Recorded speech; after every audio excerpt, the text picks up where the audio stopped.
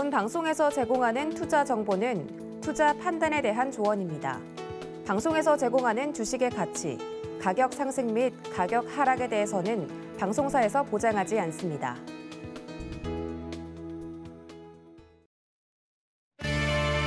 시청자 여러분 안녕하십니까? 최은정입니다. 한 주를 시작하는 월요일, 오늘 국내 증시 양지수가 일제히 1% 이상 상승세를 보이고 있습니다. 미국 증시 3대 지수 모두 상승 마감했다라는 소식이 오늘 수급상으로도 외국인가 기관의 쌍끌이 매수세가 들어오고 있고요. 또 원달러 환율이 어느덧 1,240원 선까지 내려오면서 외국인 투자자들의 매수세가 좀 강하게 들어오고 있다라는 분석도 있습니다. 다만 최근에 국내 증시가 좀 약세를 보였었죠. 타격이 컸었던 제약 바이오 기업들의 주가가 최근에 좀 들썩이는 모습입니다.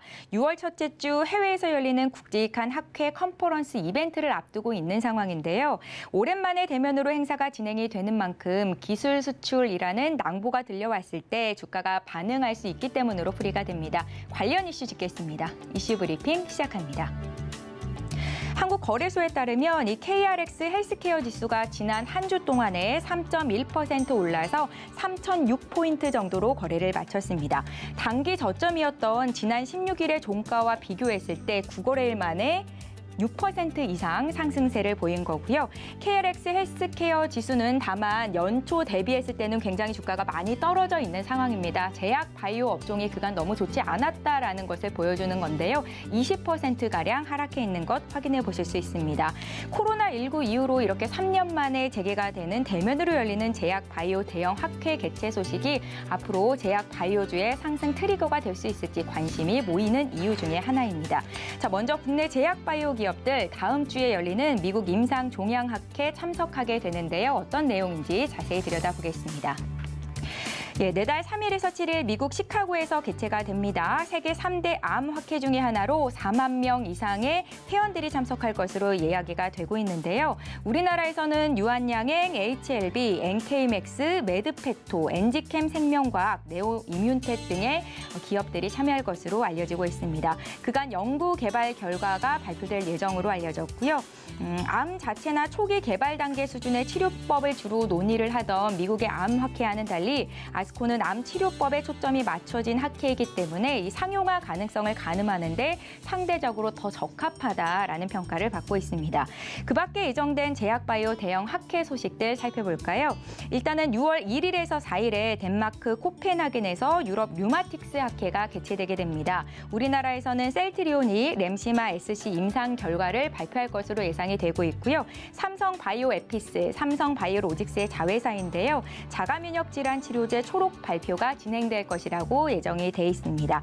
또 6월 13일에서 16일에 개최가 되는 바이오 인터내셔널 컨벤션이 있습니다. 세계 최대 제약 바이오 산업 박람회다라고 보시면 좋을 것 같고요. 하반기에도 잇따라 학회가 예정이 돼 있는데요. 9월에는 유럽의 종양학회, 11월에는 미국의 면역암학회, 12월에는 미국 혈액학회 등이 예정이 돼 있습니다. 자, 매년 열리는 이벤트지만 올해 관련 학회가 더 주목받는 이유는 3년 만에 대면 개최가 이뤄지고 있기 때문이다라는 건데요. 지난 2년 동안은 코로나19 확산 사태로 인해서 온라인 방식으로 진행이 됐었습니다. 한국 기업들이 임상 결과를 발표한 뒤에 글로벌 기업들과 비즈니스를 모색할 기회가 적었다라는 평가입니다. 다만 이 같은 학회 이벤트에 대한 증권가의 시각은 다소 보수적인데요. 과거 한국 바이오 기업들이 신약 개발의 마지막 관문인 임상 3상에서 고배를 마시고 주가가 급락한 경험이 있기 때문입니다. 또 최근 바이오 섹터에 대한 관심이 되살아날 조짐이 보이면서 공매도가 기승을 부리고 있습니다. 학회 이벤트에서 주목할 만한 임상 결과가 나와도 공매도가 주가 상승을 억누를 수 있기 때문에 조심을 해야 된다라는 것도 포인트니까 참고를 해주시기 바랍니다. 지금까지 이슈 브리핑이었습니다. 잠시 뒤 전문가와 함께 최근 하락이 깊었던 이 제약 바이오 업종 투자 전략까지 자세히 짚도록 하겠습니다. 마감 임박 60분의 승부 지금 바로 시작합니다.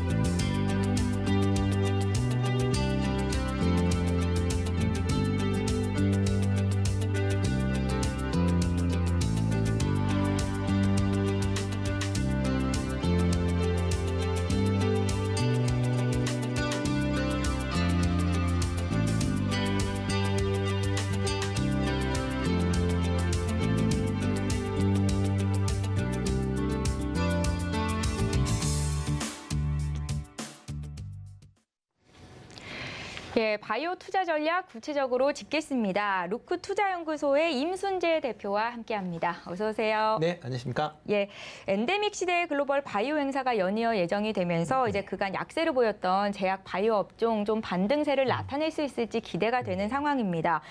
특히 KRX 헬스케어 지수가 앞서 제가 이제 좀 짚어보기도 했었는데 한 주 동안 3% 이상 급등을 보였더라고요. 그런데 2020년 12월에 5,050선을 찍었던 KRX 헬스케어 지수가 이렇게 좀 급락한 배경에 대해서 좀 먼저 알고 싶은데요. 그럼 왜 이렇게 주가가 안 좋았을까요? 네, 뭐 KR 헬스케어 같은 경우 고점 대비 거의 반토막이 났죠. 예. 네, 가장 높았었을 때가 이제 2000년 12월 7일 날 5,685포인트를 기록한 이후에 계속 빠졌고요. 그러니까 오늘 조금 오르긴 했지만 지난주 종가 기준으로 하면 이제 3,006포인트, 그러니까 47% 정도 하락을 했다라고 보시면 될 것 같습니다. 특히 이제 작년 9월 이후에 하락세가 좀 두드러지는 그런 모습을 보였는데요. 그 내용을 본다라고 하게 되면 그동안 이제 코로나 이후에 급등을 했었던 측면이 있습니다. 코로나 전에는 보통 2,000포인트 그 전후였었는데요. 그 코로나 이후에 그 코로나 관련된 치료제나 백신 개발에 대한 이슈가 불거지면서 많은 이제 제약 바이오 회사들이 이제 이쪽 관련돼서 이제 투자를 하겠다라는 이제 기대감 때문에 이제 올랐다라고 보시면 될 것 같고요. 또 하나가 이제 신약이 개발이 된다라고 하게 되면 하나 개발하면 이제 대박이 난다라는 그런 이제 그 기대감 때문에 이제 어떤 이제 신약 파이프라인이 하나 나오면 그거에 대한 기대감 때문에 좀 많이 올랐다라고 보시면 되겠습니다. 뭐 대표적으로 이제 그 자가 면역 치료제, 이제 그러니까 류마티스에 이제 많이 사용하는 그런 의약품인데요. 에브비의 그 휴미라라는 제품이 있는데요. 이게 21년, 그러니까 한 해 동안만 그 판매된 매출 규모가 207억 달러입니다. 그러니까 우리나라 돈으로 한 25조 정도 되죠. 근데 우리나라 그 제약회사 전체 그 매출 규모가 24조 정도 됩니다. 그러니까 그거보다 품목 하나의 판매량이 더 많기 때문에 이렇게 이제 대박이 나면 커질 수 있다. 또 모더나 같은 경우 뭐 대부분 다 이제 mRNA 백신이라고 다 아시고 계시는데요. 이것도 코로나 전에는 20달러에 머물렀습니다. 근데 코로나가 이제 한참 개발된 이후에 가장 고점은 400달러를 넘어설 만큼, 그러니까 거의 뭐 20배가 넘게 그렇게 이제 상승하는 그런 모습을 보였습니다. 그렇기 때문에 많은 분들이 이런 이제 신약 개발에 대한 뭐 기대감이 이제 주가에 반영이 됐다라고 보시면 되는데요. 네. 뭐 이런 그 기대감 때문에 주가가 많이 올랐습니다. 코로나 그 이후에. 근데 이제 코로나 백신이 개발이 뭐 계속 이제 개발이 좀 지연이 되면서 지금 관련 주가들에 대한 기대감이 좀 낮아졌다라고 보시면 될 것 같고요. 특히 이제 그 이런 기대감 때문에 뭐 셀트리온 같은 경우 코로나 전에 16만 원대였다가 이제 고점에 38만 원까지 올랐었고요. 대표적으로 뭐 신풍제약 같은 경우는 7천 원대를 기록을 했다가 뭐 고점 기준은 15만 원대까지 이제 올라갈 만큼 급등을 했다가 또 이제 급락을 하는 그런 이제 모습들을 좀 보였습니다. 이렇게 이제 코로나 관련된 이제 종목들에 대해서 급등락이 있다 보니까 관련된 이제 헬스케어 관련된 지수도 급등락을 좀 가졌었다라고 보시면 될 것 같고요. 특히 이제 일부 그 이제 업체들 같은 경우에는 데이터가 조금 부진하게 이제 나왔음에도 불구하고 계속 이제 임상을 진행을 했는 뭐 그런 이제 사태를 통해서 인위적으로 이제 주가 부양을 했다라는 것도 향후에 시간이 지날수록 관련된 이제 실망감이 좀 더 커졌다라고 보시면 될 것 같습니다. 그렇기 때문에 그런 기대감에 올랐었던 종목들이 일단 그 기대감이 꺼지면서 주가가 이제 빠졌다라고 보시면 될 것 같고요. 아마 이런 이제 기대감이 빠졌기 때문에 이제는 그 기대감보다는 이제 향후에 나오는 실적, 그다음에 실질적인 신약 개발에 관련된 그런 이제 파이프라인이 어떻게 이제 임상이 진행되고 있는지에 대해서 좀 더 시장에서 관심을 갖고 지켜보시는 게 맞지 않을까라는 생각을 해보고 있습니다. 예, 잘 알겠습니다. 이번에 미국 임상 종양 학회를 필두로 해서 유럽에서는 류마티스 학회, 바이오 USA 등이 예정이 된 상황입니다. 앞서 3월 달에는 미국의 암 연구 학회가 개최된 바 있는데요. 이번에 열리는 아스코와 함께 미국의 양대 암 학회다라고 평가를 받고 있더라고요. 그때도 우리나라의 많은 기업들이 좀 참여를 했던 걸로 알고 있는데 주요 성과를 먼저 되돌아보면 이번에도 어떤 투자 포인트를 짚을 수 있지 않을까라는 생각이 들어서요. 네. 예. 그 AACR이라고 해서 이제 미국 암학회에서 이제 가는 그런 이제 세미나입니다. 연례 세미나인데요. 4월 8일서부터 13일까지 이제 미국 뉴올리언즈에서 이제 개최를 했다라고 보시면 되고요. 일단 관련돼서 암 치료에 관련된 뭐 다양한 뭐 신약 관련된 분야를 뭐 얘기하는 그런, 그리고 후보 물질에 대한 소개를 하는 그런 이제 자리다라고 보시면 되겠습니다. 일단 각 그 암 연구하는 사람들이 각자 어떤 식으로 연구를 했느냐를 이제 발표하는 중요한 자리고요. 뭐 이번에 하는 그 뭐 ASCO와 더불어서 미국의 이제 양대 큰 이제 암 관련 이제 학회다라고 보시면 되겠습니다. 이 관련돼서 이제 국내 기업도 한 10여 개 기업이 이제 참여를 했습니다. 뭐 그 각사에서 현재 임상 실험 중인 이제 신약 물질이나 신약 후보 물질을 관련돼서 소개를 했고요. 이런 소개를 했기 때문에 3월 달에 KRX 이제 헬스케어 지수도 반짝 이제 올라가서는 이제 그런 모습을 보였습니다. 네. 그런데 이제 학회를 이제 끝나고 나서 봤는데 실질적으로 이번에는 큰 뭐 이슈가 될 만한 그런 내용은 없었습니다. 대표적으로 이렇게 이제 학회가 진행되는 동안에 가장 기대했었던 것은 그동안 임상 실험을 통해서 뭐 여러 가지 이제 호전된 그런 임상 결과가 나오게 되면 이를 바탕으로 인해서 라이센스 아웃, 그러니까 기술 수출하는 거를 이제 상당 부분 기대를 하게 되는데요. 그러니까 지난 4월 달에는 그 기술 수출 관련돼선 큰 뭐 이슈가 없었기 때문에 그냥 넘어간 그렇기 때문에 그 지수도 다시 좀 하락을 하는 그런 모습을 보였습니다. 아마 이번에도 그와 좀 비슷하지 않을까라는 좀 생각을 좀 해보고 있습니다. 어떻게 보면 좀 더 지켜와야 되긴 하겠지만 아직까지 뭐 4월 달에서 지금 뭐 5월 달, 6월 달 초가 되는데요. 2달 동안 얼마만큼 진척이 됐을까라는 건 좀 퀘스천이지 않을까라는 생각을 좀 해보고 있습니다. 예. 이번에 열리는 이 아스코는 이른바 항암 분야의 올림픽이다라고 불리면서 글로벌 제약사들과의 공동 연구나 또 기술 수출에도 주목을 하는 분위기인데요. 국내 기업들 중에서 좀 관심 갖고 볼 만한 기업이 있는지 여기에 대한 의견 하반기 실적에는 또 어떻게 반영이 될지 함께 여쭤볼게요. 네, 뭐 회사들이 이제 국내에서도 뭐 일단 바이오 항암 관련돼서 이제 투자를 하는 회사들도 많고요. 예. 관련된 또 내용들도 많다라고 보시면 될 것 같습니다. 뭐 대표적인 뭐 유한양행이나 뭐 HLB, 뭐 NK맥스, 매든팩토, 네오이뮨텍 같은 이렇게 어떻게 보면 이제 상장 그 바이오 업체들도 이제 중요한 관련된 이제 얘기들 한다라고 보시면 될 것 같고요. 비상장 관련된 업체들 같은 경우에도 주요 내용들을 발표한다라고 보시면 되는데요.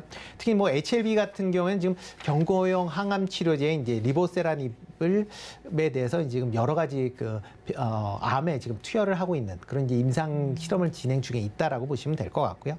기존에 이제 타 치료제와 병행 투약을 해서 간암에 상당한 이제 효과가 있다라는 그런 이제 임상 중간 결과를 발표한 적도 있습니다. 네. 이번에는 이제 선양 낭선암이라는 쪽에 그 단독 치료제로 지금 임상 2상을 진행 중에 있고요. 그 임상 2상에 대한 결과를 지금 공개할 걸로 그렇게 예정이 되어 있습니다.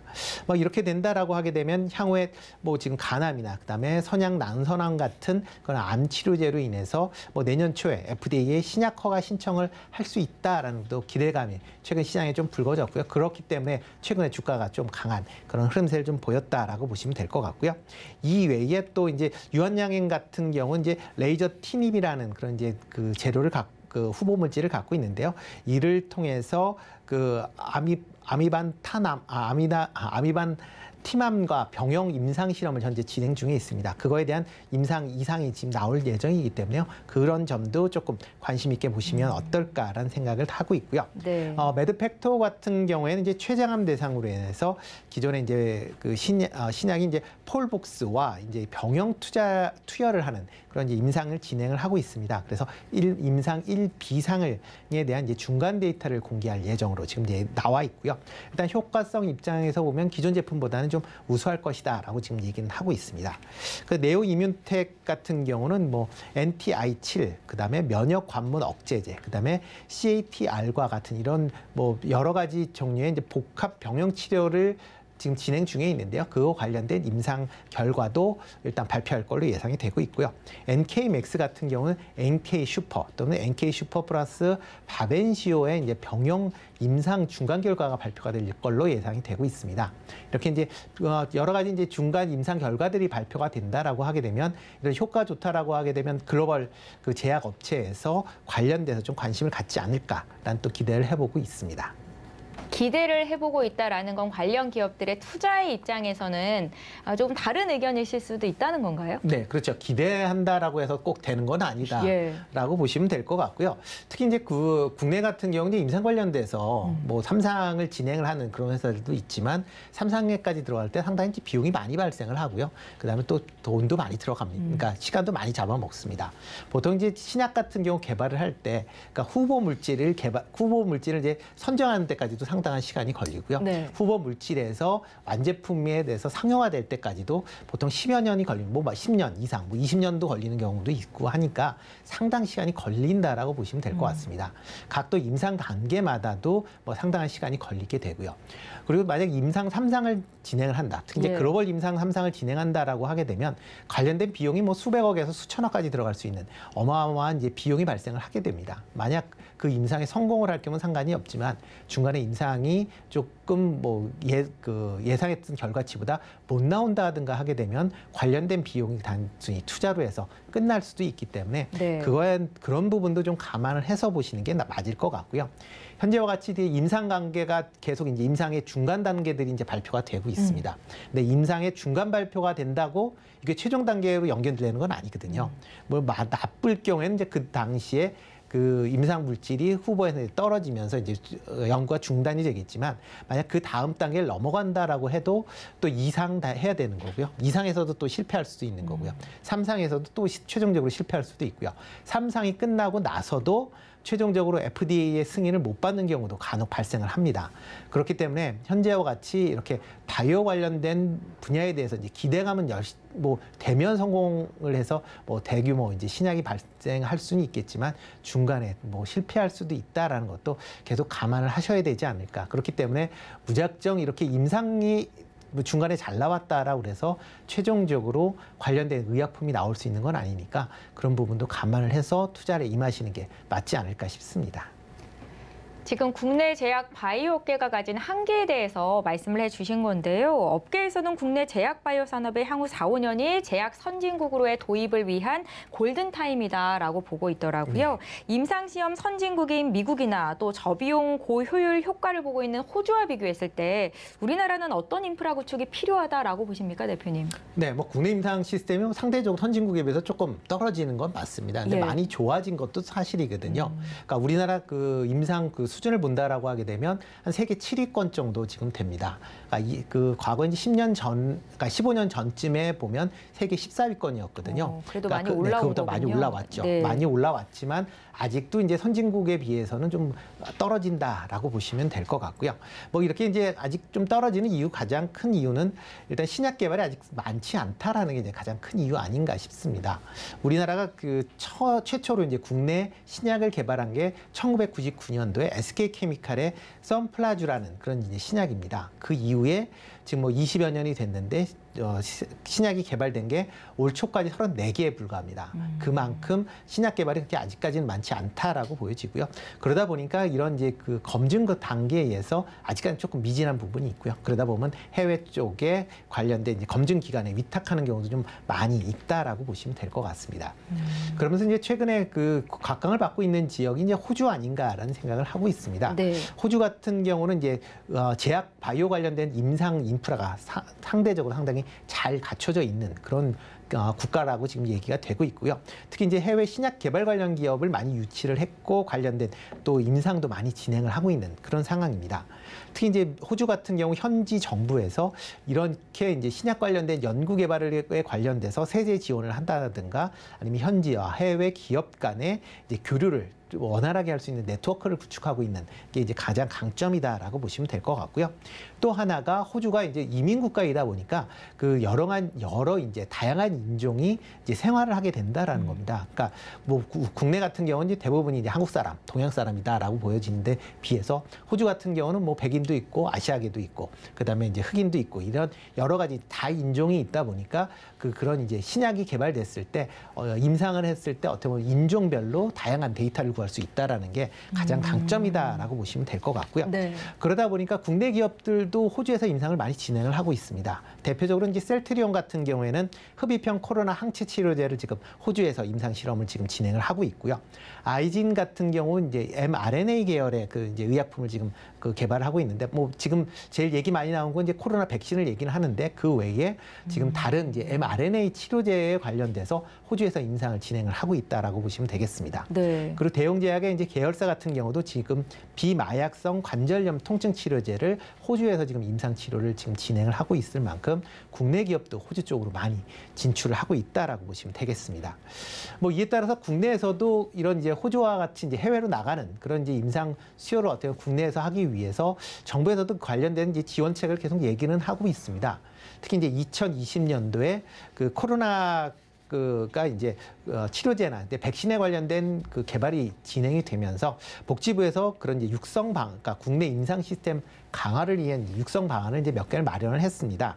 그래서 뭐 임상 시험을 임상 시험 통합 정보 시스템이나 네트워크를 구축을 하겠다라는 거고요. 그다음에 뭐 CRO 같은 임상시험 유관 기관을 활성화를 하겠다. 그다음에 임상시험의 안전성을 지속적으로 강화하겠다라는 식의 뭐 여러 가지 이제 대책을 마련해서 지금 추진 중에는 있습니다. 뭐 아직까지는 뭐 추진한 지가 그렇게 오래되지는 않기 때문에 뭐 관련된 분야가 아직 좀 미진할 수도 있지만 향후에 지금 뭐 계속 새로운 신정부에서도 바이오 관련된 상업에 대해서 계속 얘기를 하고 있고요. 각 그 기업들도 바이오 관련된 투자를 계속 확대를 하고 있는 그런 상황이기 때문에 이런 이제 임상 관련된 시스템도 지금보다는 좀 더 한 단계 업그레이드 될 가능성은 충분히 있다라고 생각을 하시면 될 것 같습니다. 예, 올해 들어서 내리막길을 걷고 있는 제약 바이오주, 하반기에는 반등을 할 수 있을까? 여기에 대한 질문을 좀 드리고 싶은데요. 현재 저점에 근접한 수준이라 추가적인 하락은 제한적일 것이다라는 긍정적인 시각도 있더라고요. 네. 대표님께서는 어떻게 생각을 하시는지 하반기 제약 바이오 반등할 수 있을까? 그리고 혹시 눈여겨보고 계신 기업이 있다면 투자 포인트도 짚어볼게요. 네, 일단 뭐 가장 큰 거는 그 지금 올라오는 이제 아까도 이제 지수를 설명드렸듯이 코로나 이전 수준까지는 뭐 떨어졌다라고 보여집니다. 그러니까 어느 정도 이제 바닥권을 다지고 있다라고 보시는 게 좀 더 맞지 않을까라는 생각이 들고요. 다만 여기서 이제 바로 올라갈 수 있느냐는 조금 더 지켜보셔야 되지 않을까라는 생각을 해보고 있습니다. 아마 지금 이제 국내에 많은 이제 바이오 기업들이 이제 신약 참여를 이제 하고 있는 그런 상황입니다. 그렇지만 아직 가시적인 성과를 기록하는 그런 거는 뭐 일단 일부 임상에서는 있긴 하지만 최종적으로 나타내기까지 좀 더 시간이 좀 걸리기 때문에 아주 좀 유동적이다라고 보시면 될 것 같고요. 관련된 이제 비용이나 시간도 여전히 많이 소요가 된다라고 보시면 될 것 같습니다. 그렇기 때문에 이제 이렇게 신약 개발을 하면서 뭐 반등을 하기 위해서는 좀 더 그 추가적인 모멘텀이 필요하지 않을까라는 생각을 해보고 있습니다. 가장 좋은 거는 뭐 국내 신약 개발에 글로벌 3상을 통과를 해서 신약이 나오는 뭐 케이스가 가장 뭐 좋다라고 생각은 하지만 아직까지는 그것까지는 조금 더 시간이 걸릴 것 같고요. 그러면 그 밑에 단계의 그 정도가 돼도 아마 조금 더 모멘텀을 갖지 않을까라는 생각을 하고 있는데요. 대표적으로 그 그러니까 밑에 단계다라고 하게 되면 글로벌 그러니까 임상 1상이나 2상을 이제 완료한 이후에 이런 좋은 데이터를 갖고 글로벌 제약사한테 라이센스 아웃하는 경우입니다. 그러니까 대표적으로 이제 그러니까 기술 수출을 한다라고 말씀을 드리면 되는데요. 네. 이런 기술 수출을 하게 된다라고 하게 되면 관련된 뭐 처음에 계약금을 받게 되고 향후에 제품이 생산이 되면 그거에 대한 이제 로열티를 수령하게 됩니다. 대신 이제 3상에 들어가는 여러 가지 비용을 좀 줄일 수 있다라는 거고요. 뭐 조금 아쉬운 거는 3상을 통과해서 완제품이 나왔을 때 수익이 좀 줄어들 수는 있긴 하겠지만 국내 아직 바이오 제약 업체 측면에서 보면 라이센스 아웃 정도를 한다고 해도 상당한 그 수익이 수익이 발생할 수 있는 거고요. 이렇게 수익이 발생하게 되면 추가적으로 다른 파이프라인에 투자를 해서 좀 더 그 캐퍼를 더 키울 수 있다라는 걸 있다라고 보시면 될 것 같습니다. 그렇기 때문에 뭐 글로벌 3상을 하는 것보다는 1, 2차 그 임상이 끝난 다음에 라이센스 아웃하는 기업에 좀 더 관심을 가지시는 게 어떨까라는 생각을 해보고 있습니다. 그리고 그런 종목 중심으로 아직까지는 뭐 많지는 않기 때문에 그런 종목 중심으로 좀 관심 있게 보시면 어떨까 싶고요.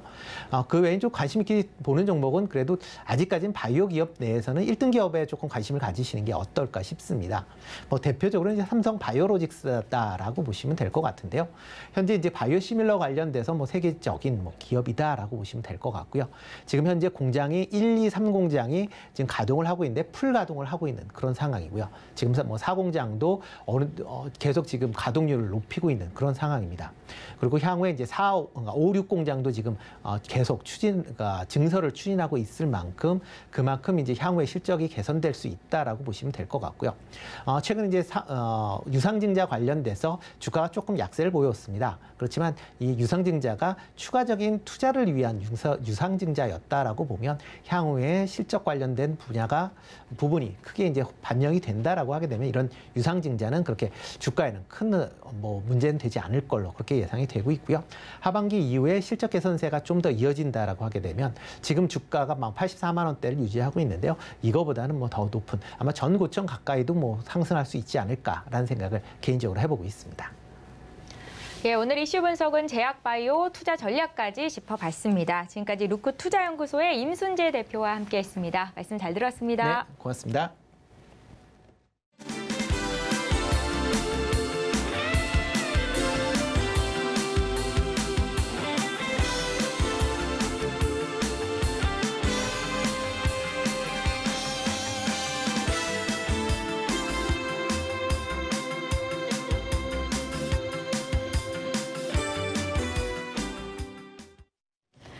네, 키워드 식스센스 시간으로 이어가겠습니다. 오늘 인베스팅 코리아의 이주호 연구원 연결해 볼게요. 안녕하세요, 연구원님.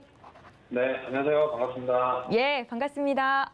예, 오늘 국내 장이 오랜만에 또 1% 이상 강한 반등을 줘서 기분 좋게 출발을 했고 오후 들어서도 그 상승세가 좀 유지가 되는 분위기인데요. 흐름 어떻게 보시는지 키포인트와 함께 여쭤볼게요.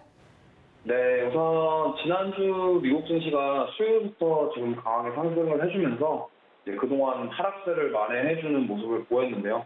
특히나 이제 인플레이션 피크아웃에 대한 기대감으로 인해서 미국 증시가 강하게 올라와주면서 국내 증시 오늘 좀 좋은 흐름 보이고 있는데 사실상 지금 뭐 시장이 좋긴 한데 지수적인 면으로만 봤을 때는 시장 나쁘지 않은 것 같은데 막상 투자자분들이나 이제 보유 종목들을 가지고 계신 분들은 아니 이거 상승장 맞아? 이런 느낌을 받을 정도로 지금 수급 자체가 좀 다방면으로 좀 퍼져 있는 상황이라서요.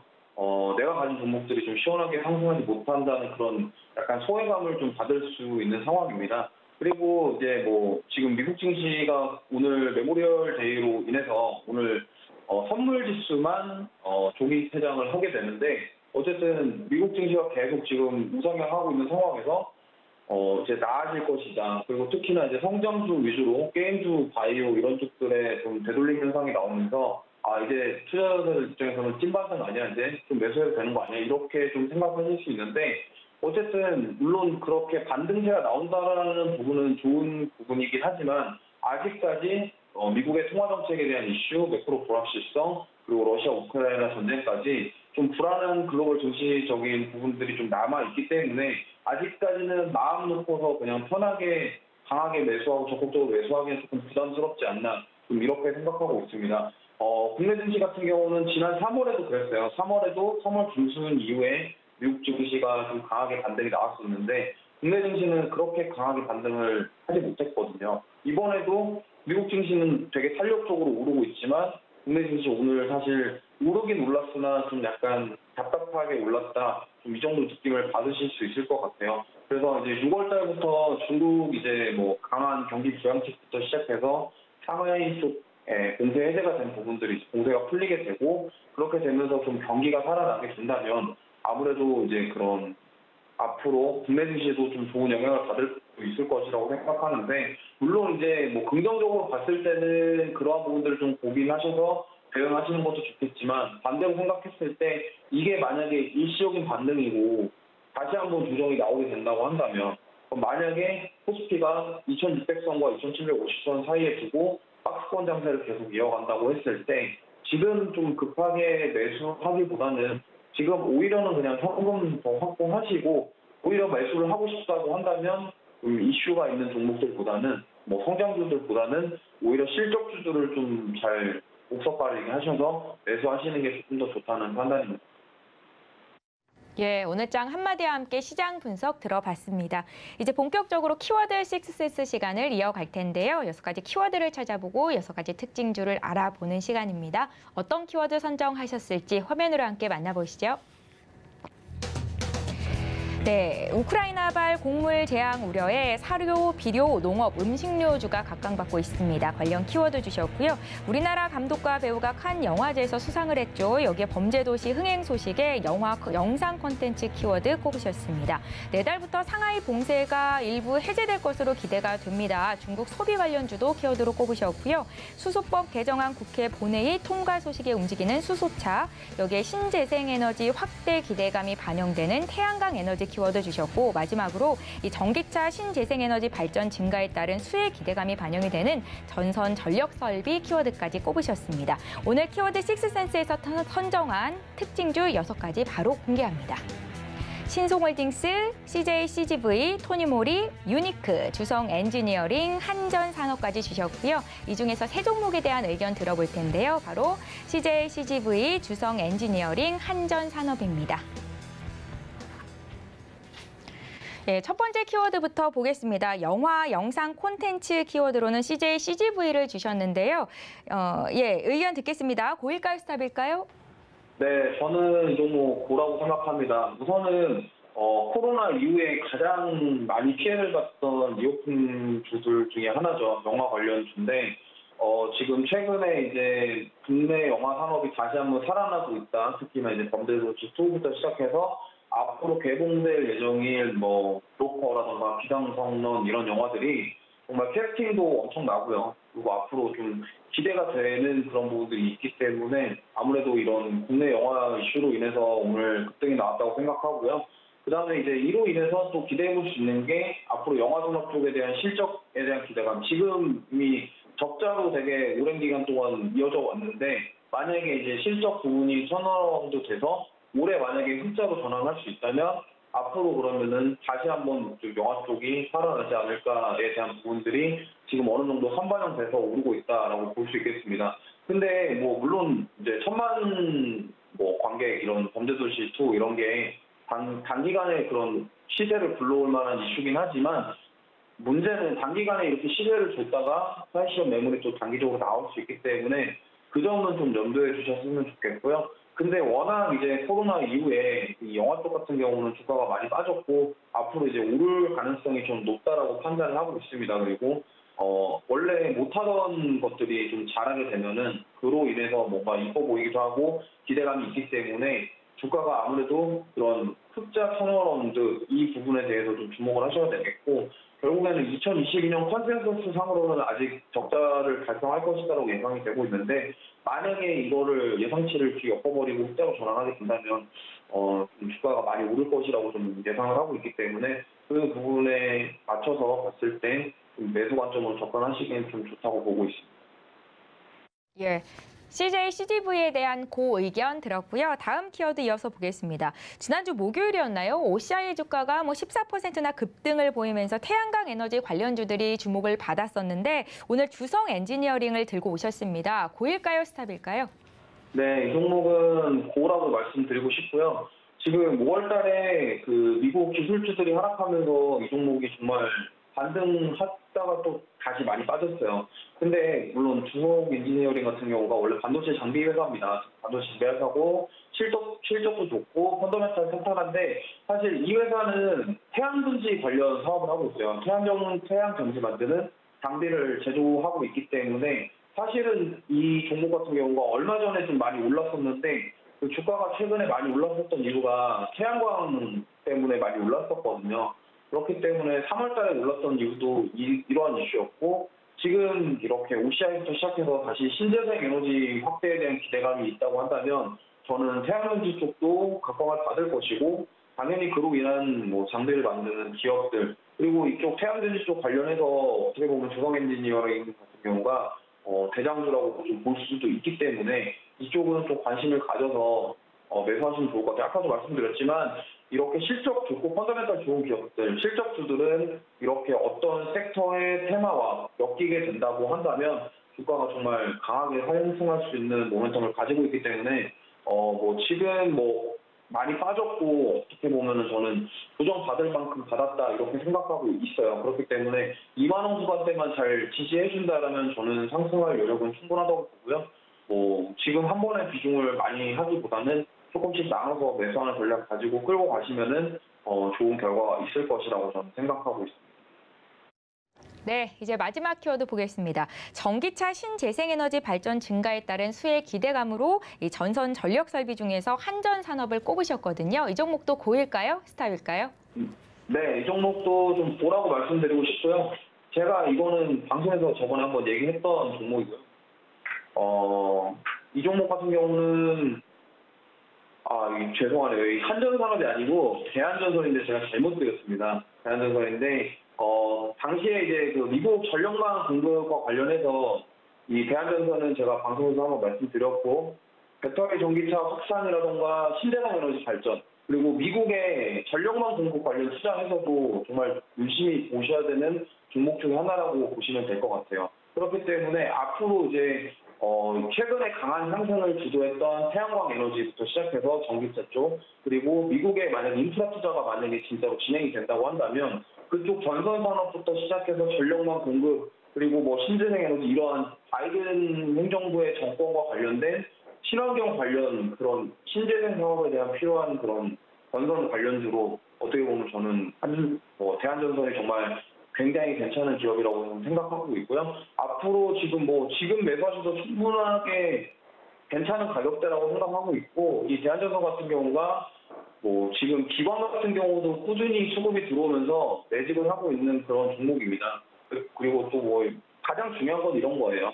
그리고 5G부터 시작해서 어떤 그런 기본적인 그 하드웨어를 구축하는 데 있어서 이런 전선 관련 부분은 필수적이고 우리나라 같은 경우도 통신망이라던가 이런 걸 새로 구축할 때 그리고 또 미국 같은 경우는 땅이 너무 넓어요. 넓기 때문에 특히나 이런 인프라 구축 관련해서 이슈가 한 번 더 나오게 된다면 거기에서 더불어서 이제 신재생이랑 신재생 에너지랑 배터리 전기차 쪽에 권장 관련 사업에도 이런 전선 같은 게 들어가기 때문에 당연히 수혜를 받을 수 있는 그런 종목이라고 생각을 하고 있습니다. 그렇기 때문에 다시 한번 정리를 해드리자면 지금 어쨌든 저가 부분 1,340원을 3월 말에 찍고서 강하게 반등해서 올라와주고 있는데 주가가 상승한 이후에 조정을 많이 받지 않고 있어요. 조정을 받지 않고 계속적으로 우상향하려는 흐름을 보이고 있고 지금 어쨌든 최근에 단기적으로 시세가 나오고 조정을 받았지만 앞으로 추가적으로 상승할 수 있는 모멘텀은 충분하다고 보고 있습니다.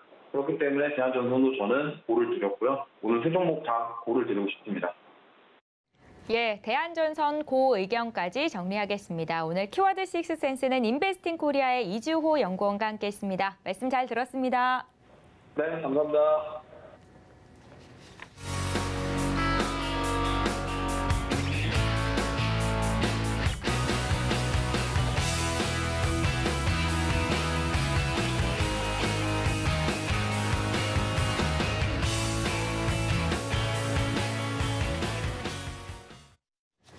예, 장 마감을 3분여 앞두고 있습니다. 마감 예상 체결지수 보겠습니다. 먼저 코스피 시장으로 가보시죠. 예, 한 주를 시작하는 월요일장 오늘 코스피 지수는 1.21% 오른 2,669선에서 거래를 마칠 것으로 보이는데요. 일중 흐름 함께 보시겠습니다. 미국 증시 급등 마감 소식에 오늘 국내 증시 양지수가 모두 오름세로 출발을 했고요. 장중에는 2,670을 터치했었는데 오늘 2,670 회복하면서 거래를 마칠 수 있을지 잠시 뒤에 또 확인을 해보도록 하겠습니다. 수급 상황 보시죠. 오늘 양시장에서 모두 기관과 외국인의 쌍끌이 매수가 들어옵니다. 4,386억 원 기관이 매수 중이고 외국인이 3,327억 원 순매수로 대응을 해주고 있습니다. 시가총액 상위 종목군 움직임도 보시죠. 대체로 오름세가 나타나고 있는데요. 일단은 삼성전자 1등 종목이죠. 1.80% 오르면서 지수를 견인하고 있다라고 보시면 될 것 같습니다. 67,700원 선 거래가 되고요. 2등주인 LG 에너지솔루션도 2% 급등, SK 하이닉스 역시 1% 남짓 오름세를 나타내고 있습니다. 여기에 삼성 바이오로직스 오늘 대형 제약 바이오 중에서는 0.96% 나홀로 강세 흐름이 나타나고 있고요. 다음 종목들 더 확인해 보겠습니다.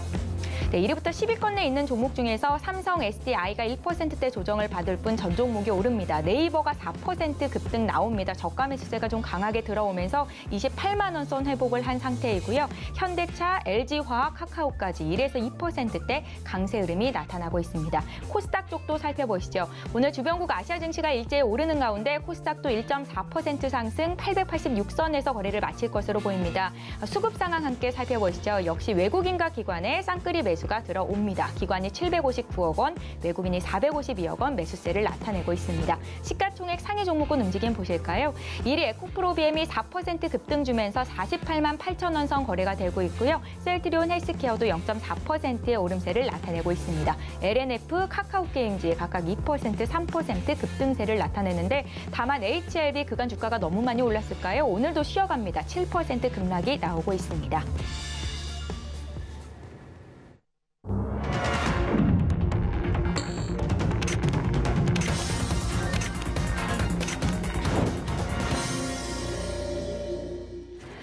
예, 월요일장 마감이 됐고요. 또 한 주간 전략 어떻게 짜가면 좋을지 전략 짜겠습니다. 신의 한수 이정수 파트너 연결할게요. 파트너님 안녕하세요. 네, 안녕하세요. 신의 한수 이정수 파트너입니다. 예, 오늘 시장 흐름은 어떻게 보셨습니까?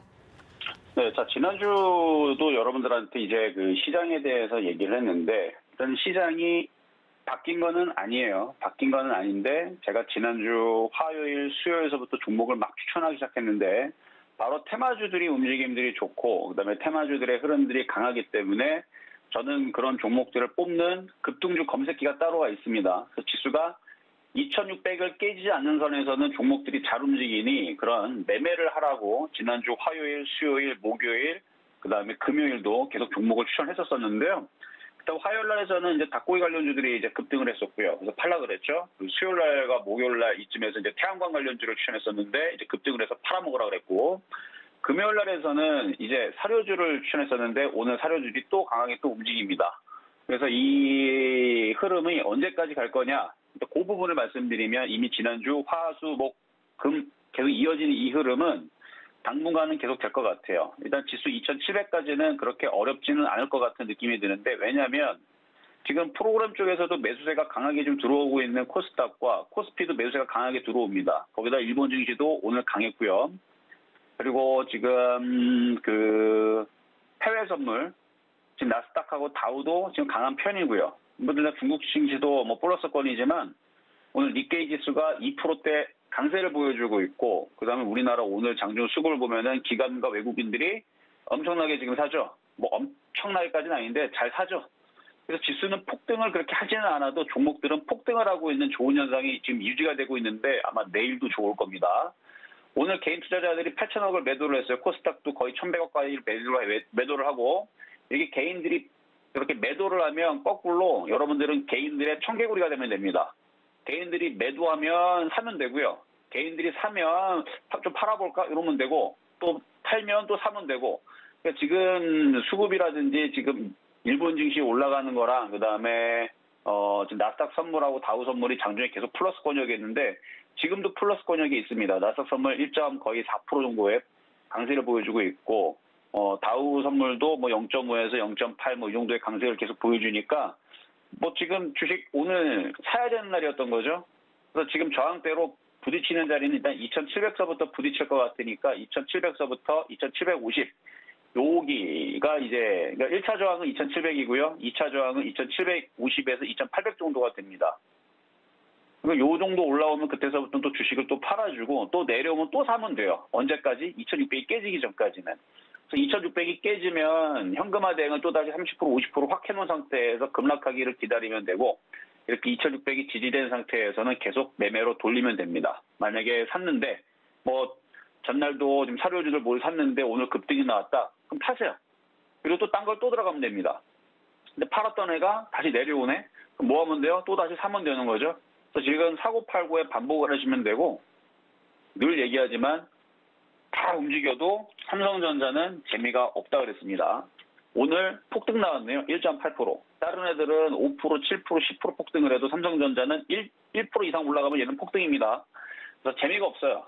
삼성전자는 재미가 없으니까 삼성전자 갖고 있는 사람들은 뭐 2%, 3% 뭐 이 정도가 뭐 마음에 들면 그 정도를 가지고 계속 매매를 하시면 되고, 급등 수익, 큰 수익을 바라는 사람들은 계속 인플레이션 관련주들 이쪽을 계속 보시면 좋을 것 같은데요. 어쨌든 시장은 내일도 일단은 좋을 걸로 예상을 해보고요. 일단 2,700까지는 아직 여유가 있으니까 이게 너무 급등하는 시장보다는 천천히 이렇게 가는 게 낫습니다. 천천히 가야 계속 시장의 종목들이 계속 좋은 흐름들을 유지를 하면서 올라가 주지, 이게 너무 급등을 해버리면 그 다음서부터는 빠질 일만 남았으니까 천천히 올라갈 때 매매적인 관점으로 종목들을 저점에 사서 잘 요리를 해갖고 이번 주든 다음 주든 시장이 다시 재차 하락하기 전까지 열심히 지금은 돈을 벌면 되는 장이다. 이렇게 말씀을 좀 드리겠고요. 자, 그러면 이제 두 번째 테마주들 오늘 2개 분석을 하겠습니다. 자, 먼저는 이지홀딩스부터 한번 분석을 해볼게요. 자, 오늘 이지홀딩스, 이지바이오가 급등을 했는데, 자, 우크라이나발 그 전쟁 상황으로 인해 가지고 지금 곡물 관련주들이 계속 가격이 지금 상승을 하고 있죠. 근데 지금 얘기가 나오는 게 지금 7월 달이 이제 6월 달 이제 곧 시작이니까 7월 달이 곡물 재앙이 찾아올 거라는 이제 얘기가 있습니다. 지금 곡물이 필요한 이제 국제 시장에 제때 공급할 수 있는 상황이 안 되기 때문에 지금 작년에 수확한 곡물의 재고가 소진이 다 되는 그 시점이 7월 달 정도가 될 거라고 얘기를 해요. 그래서 요 부분들 때문에 이제 7월서부터는 이제 곡물에 대한 재고물 물량들이, 그러니까 작년에 수확했던 부분들이 거의 다 소진이 되고, 그다음에 올해도 가뭄과 날씨도 굉장히 좀 더워지는 이런 상황들 때문에 쉽지 않을 거다라는 얘기들이 이제 슬슬 나와주는 것 같아서 곡물 가격은 더 안 떨어질 겁니다. 그러다 보니까 인도 같은 경우도 지금 밀과 설탕의 수출을 금지를 했는데 쌀 수출도 지금 제한을 고려하고 있다라고 해요. 아직 뭐 쌀 수출을 제한한 건 아닌데 전 세계에서 쌀을 가장 많이 생산하는 나라는 중국입니다. 두 번째가 인도예요. 근데 수출을 많이 하는 나라는 중국은 아닙니다. 중국은 또 자기네들이 또 많이 먹어치우기 때문에 전 세계에서 수출을 또 제일 많이 하는 나라가 인도거든요. 전 세계 물량의 40%를 수출 물량을 내놓습니다. 근데 인도가 전 세계 물량의 40%를 대고 있는데 인도가 만약에 쌀 수출을 막는다, 제한을 한다 그러면은 쌀 가격도 무지하게 올라가겠죠. 그래서 그런 부분들 때문에 지금 곡물 관련주들이 지금 지금 오늘 또 급등을 하고, 사료 관련주들이 급등을 하고 했었던 거라, 그래서 이지홀딩스도 오늘 이렇게 급등을 하는 건데요. 그래서 이지홀딩스는 지금 오늘 한번 급등했다가 밀리면 또 사야 돼요. 밀리면 또 사야 됩니다. 오늘은 제가 아침 방송에서 이렇게 많이 올라가면 팔아야 된다고 얘기했는데 조정받으면 또 사야 됩니다. 끝나지 않은 겁니다. 아직 끝나지 않으니까 조정받으면 잘 보시면 될 것 같고요. 자, 그 다음은 쇼박스인데요. 오늘 그 영화 관련주들이 많이 움직였죠. 바로 그 범죄도시에 대한 이슈 2, 범죄도시 2가 나왔는데 벌써 650만 원 찍었다 그래요. 그리고 봉준호 감독하고 봉준호 박찬욱 감독하고 송강호 씨가 이제 그 칸 영화제에서 수상했었다라는 그런 이슈도 같이 짬뽕이 돼가지고 어쨌든 영화 산업에 대한 관련주들이 강하게 움직이는데요. 어느 정도 올라가면 좀 단계적으로 좀 매도를 하는 게 좀 좋을 것 같다 말씀을 드리도록 하겠습니다. 자, 세 번째는 실전 매매 정수에서 말씀드렸던 종목인데요. 이지바이오. 전날에는 금요일날에서는 이지홀딩스를 추천했었는데 이지바이오는 예전에 그 4월달에 추천했던 종목이에요. 그때 다시 65% 수익을 줬었던 종목인데요. 지금 다시 움직이는데 아직 끝난 것 같지가 않습니다. 조정받으면 또 올라갈 것 같다 정도만 말씀을 좀 드리겠고요. 자, 그러면 이제 정리하도록 하겠습니다. 자, 시장 점수는 85.5, 매수 포인트도 85.5. 인플레이션 수혜주들 계속 보세요. 내일도 그쪽이 계속 갈 것 같습니다. 85.5 평가하도록 하겠습니다. 자, 여기까지 이정수의 신한수였습니다. 네, 문자 샵 0082로 신의 한 수 적어서 보내주시면 장중에도 이정수 파트너와 함께 전략 챙겨가실 수 있습니다. 예, 신의 한 수 이정수 파트너와 함께했습니다. 고맙습니다.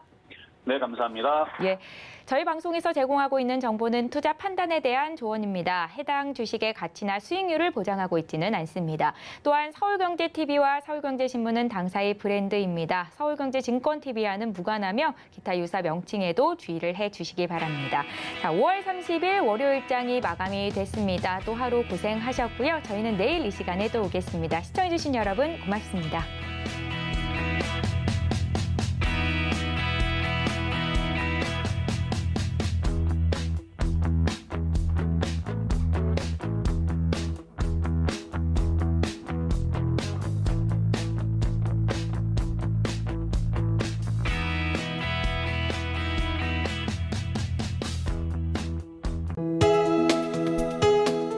본 방송에서 제공하는 투자 정보는 투자 판단에 대한 조언입니다.